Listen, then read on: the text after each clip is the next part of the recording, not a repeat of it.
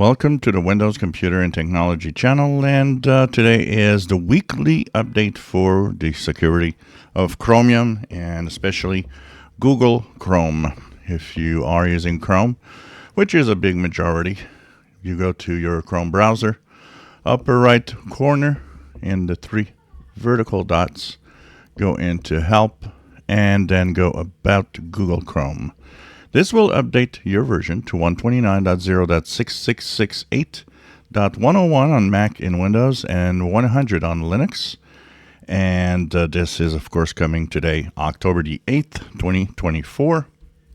And this fixes 3 high-severity security flaws that all have to do with one thing, the V8 scripting engine. This is every week.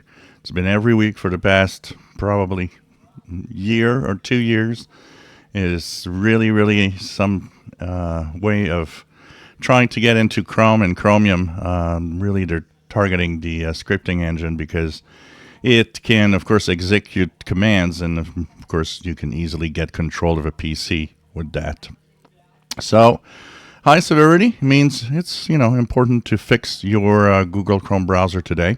And of course, it will be important to look at your Chromium browsers. They will all have this update.